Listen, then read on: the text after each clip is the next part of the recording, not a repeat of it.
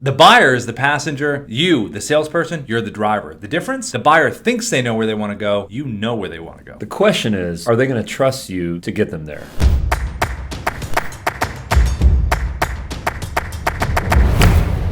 Hey everybody, welcome into another episode of Rev Show. I'm Rob. And I'm Ruben. And we are super excited to bring you today's episode. It's called Leading the Buyer's Journey. All you salespeople out there, professionals, team leaders, it's about showing the buyer where they need to go and telling them how they're going to get there. So the first thing we're going to talk about today is the buyers don't know what they don't know. This is such an interesting topic when it comes to what consumers want. Henry Ford famously once said, if I asked people what they wanted, they'd say a faster horse. And Steve Jobs from Apple once said, if I asked people what they wanted, they want a CD player that holds more CDs. The interesting thing here is that consumers don't always know what they want. And in this episode, we're going to unpack some incredibly powerful information so that you can better understand buyer behavior so that you can be a better salesperson. And just because there are more choices for the buyer doesn't mean they know what choice to make. So Ruben, we're really dealing with what? Three types of buyers. Three of them. What are they like? The three types of buyers that are relevant for this video are number one, buyers. Wait, is that the wrong finger?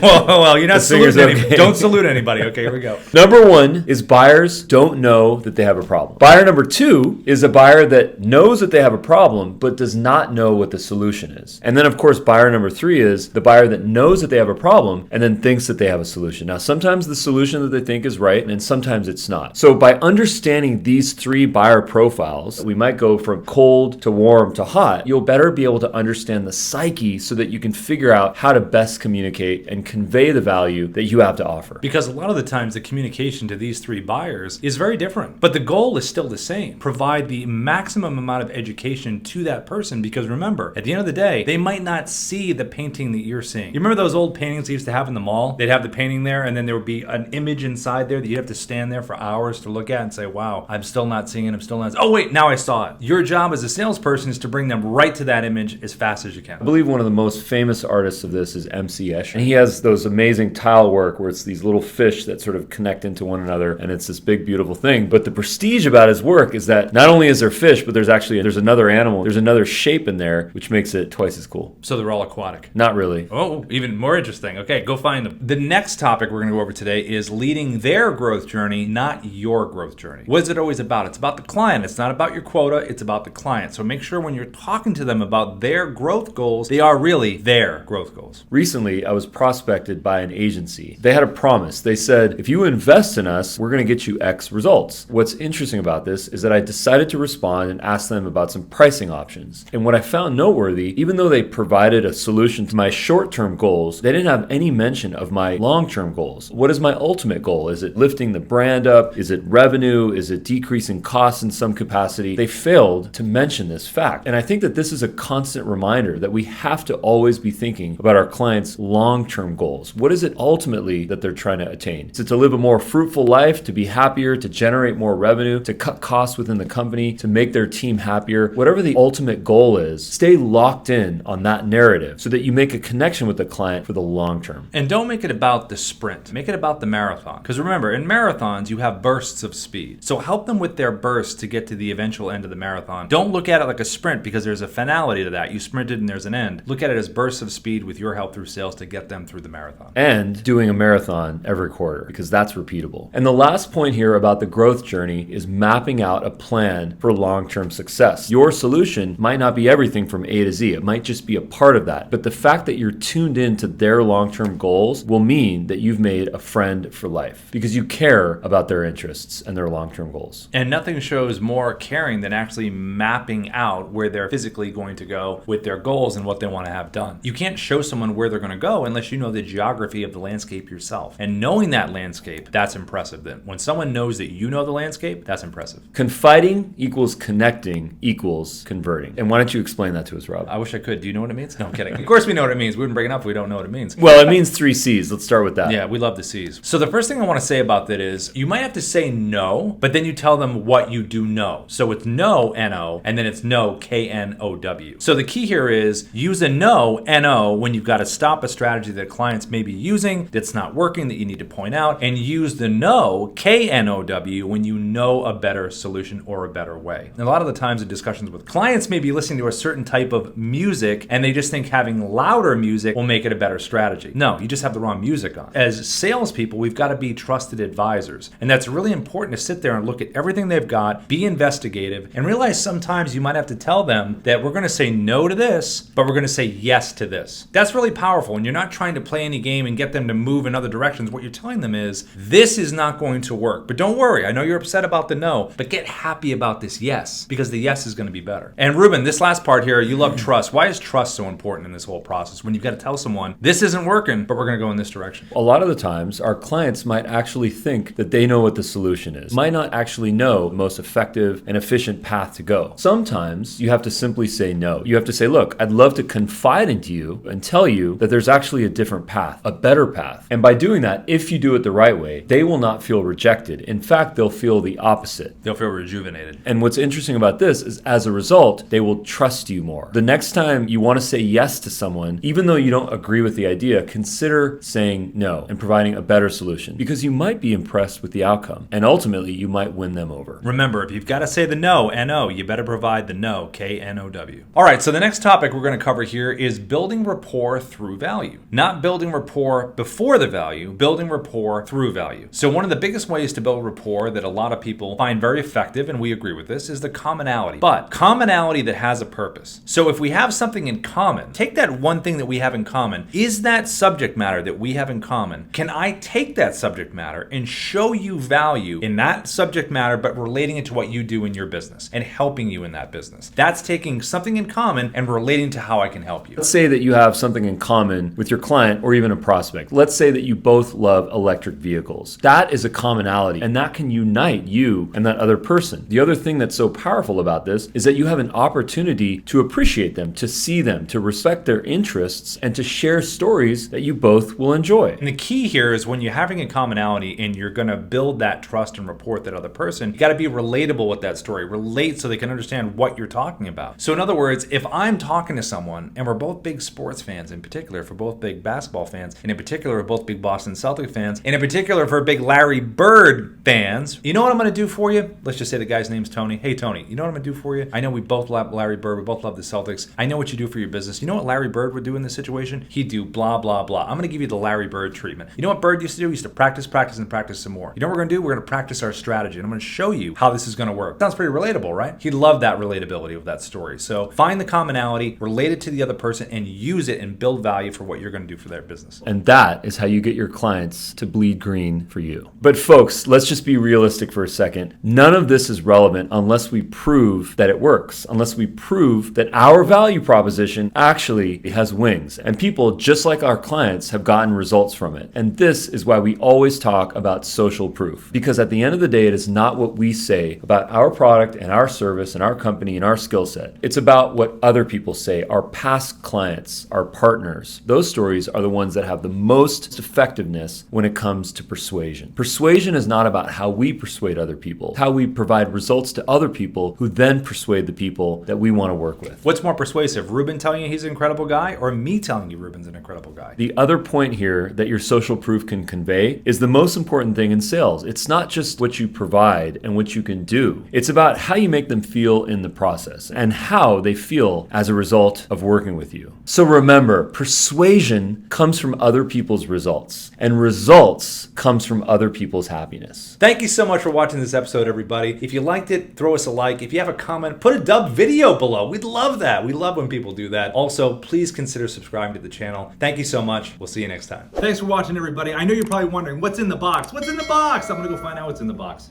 See you later. See you guys.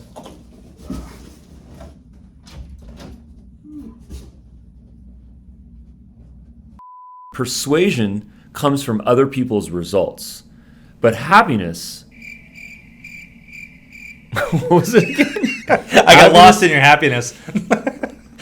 No, happiness is the result of.